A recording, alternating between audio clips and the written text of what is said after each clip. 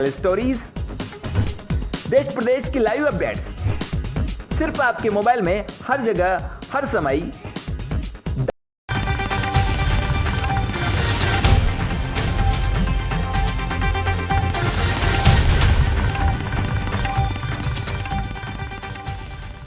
शासन के निर्देशानुसार गुरुवार को यूपीईएस शासकीय माध्यमिक विद्यालय धुआंखेड़ी में कक्षा में प्रथम आने वाले विद्यार्थियों और उनके पालकों को प्रमाण पत्र, शील्ड व उपहार देकर सम्मानित किया गया। कक्षा पहली की छात्रा जया नागर, दूसरी की छात्रा आस्था बेरवा, तीसरी की छात्रा वर्षा बागरी, चौथी की छात्रा आकांक्षा बेरवा, पांचवी की छात्र नैतिक बेरवा, छठी की छात्रा प्रिया बेरवा, सातवीं की छात्र अर्जुन राठौर, आठवीं की छात्रा अंजलि राठौर को कक्षा में सर्वाधिक अंक आने पर सम्मानित किया। इसमें शाला प्रभारी अचला प्रजापति, कविता नामदेव, बालचंद नागर, रामनारायण बेरवा, दिनेश शर्मा द्वारा बच्चों और पालकों को सम्मानित किया गया।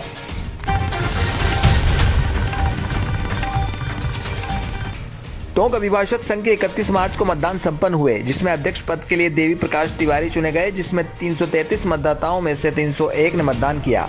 तिवारी को 201 मत मिले, उन्हें 114 मतों से विजयी घोषित किया गया। सेक्रेटरी पद पर अभिषेक शर्मा 2 मतों से विजयी हुए तथा उपाध्यक्ष पद पर पंकज साहू 34 मतों से विजयी घोषित किए गए।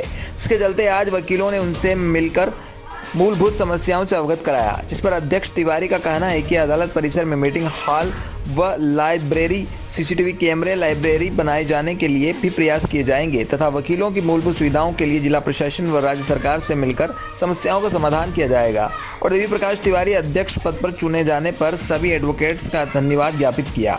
उनका कहना है कि अधिवक्ताओं से अपेक्षा है कि इन समस्याओं को समाधान के लिए कंधे से कंधा मिलाकर साथ देंगे। इस अवसर पर एडवोकेट अशोक बेरवा, एडवोकेट धीरज संगत, एडवोकेट अक्षय बेरवा, एडवोकेट बाबूलाल गुंसारिया, पवन बेरवा, विवेक संगत, दिनेश बेरवा आदि मौजूद थे।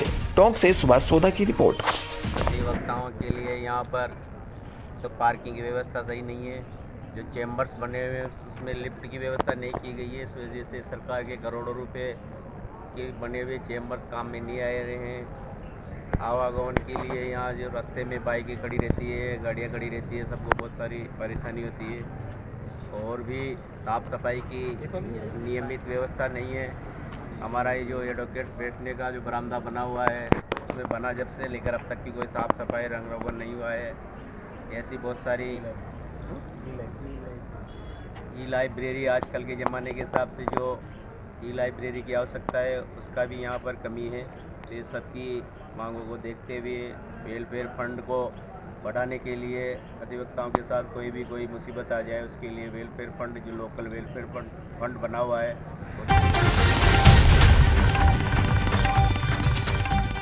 उज्जैन कलेक्टर आशीष सिंह के निर्देश पर आज स्पॉट फाइन एवं धारा 144 के पालन करवाने वाली प्रशासनिक टीम ने तहसीलदार अभिषेक शर्मा के नेतृत्व में धारा 144 के उल्लंघन करने पर कार्रवाई करते हुए फ्रिंगज स्थित लक्ष्मी विलास रेस्टोरेंट एवं ओम कैफे को सील कर दिया। उक्त दोनों रेस्टोरेंट में बिठाकर ग्राहकों को खाद्य सामग्री परोस रहे थे, इस कारण से रेस्टोरेंट सील किए गए हैं। उज्जैन से ब्यूरो रिपोर्ट, गणेश सोनी।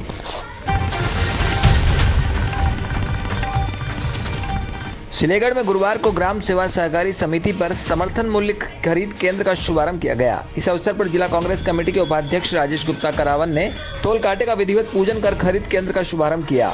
इस दौरान कृषि पर्यवेक्षक कृष्ण मुरारी, कानूनगो हरिशंकर जांगीर, पटवारी अविनाश पाटीदार, व्यवस्थापक किशोर सोनी आदि मौजूद रहे। गुप्ता ने बताया कि खरीद केंद्र पर किसानों की गेहूं की फसल की खरीदी राजफेड द्वारा समर्थन मूल्य पर की जाएगी। इससे क्षेत्र के किसानों को दूर दराज की मंडियों में नहीं जाना पड़ेगा। इसके कारण किसानों के समय और पैसों दोनों की बचत होगी। आवर से मनोज जैन की रिपोर्ट।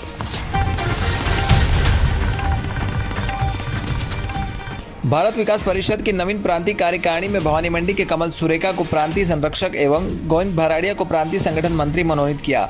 कमल सुरेखा पहले भी प्रांतीय संरक्षक के पद पर थे, आपको फिर से यह दायित्व दिया गया। कार्यकारिणी में जितेंद्र गर्ग को नगर समन्वयक का दायित्व दिया गया एवं कमलेश दलाल को प्रांतीय नेत्रदान प्रभारी मनोनीत किया। भारत विकास परिषद शाखा सचिव रमेश चंद्र गुप्ता ने जानकारी देते हुए बताया कि 7 मार्च को परिषद के राजस्थान दक्षिण पूर्व हाड़ौती प्रांत के प्रांतीय अधिवेशन में कोटा निवासी दुर्गेश चंद्र शर्मा को सर्वसम्मति से प्रांतीय अध्यक्ष चुना गया एवं राजभाटा निवासी मुकेश शर्मा को प्रांतीय महासचिव का दायित्व दिया। भवानी मंडी से राहुल रावल की रिपोर्ट।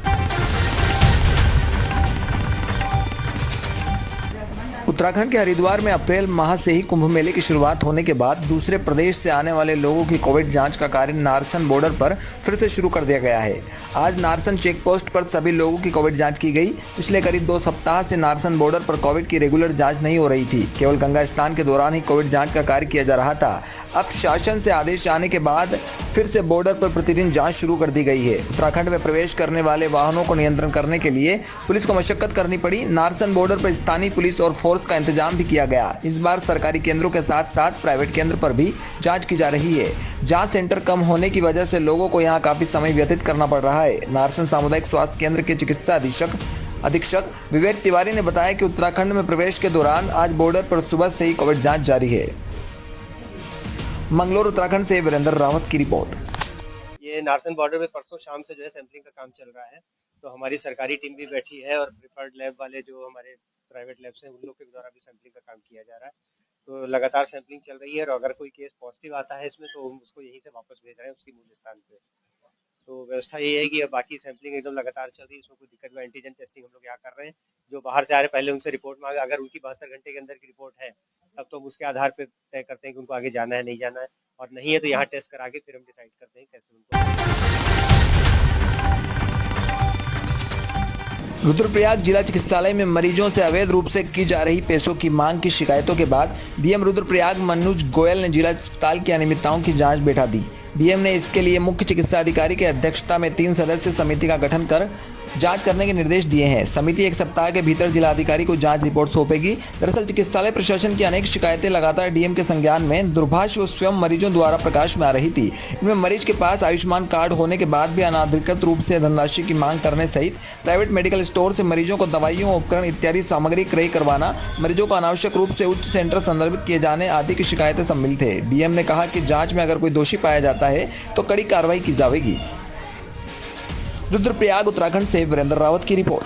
शिकायतें इस प्रकार की प्राप्त हो रही हैं कि जिनके पास हमारा गोल्डन कार्ड है, आयुष्मान कार्ड है, उनसे धनराशि की डिमांड करी जा रही है या बाहर की दवाइयाँ उनको प्रिस्क्राइब करी जा रही हैं या फिर अननेसेसरीली रेफर किया जा रहा है। तो ये सीरियस प्रकृति के और स्वास्थ्य जैसे विषय में लापरवाही के इश्यूज प्रथम दृष्टया प्रतीत होते हैं, जिसके संबंध में मुख्य विकास अधिकारी, सीएमओ और सीएमएस की एक जॉइंट जांच समिति बना के इस पे जांच के और इस पे उसको पता करने के लिए निर्देश दिए गए हैं।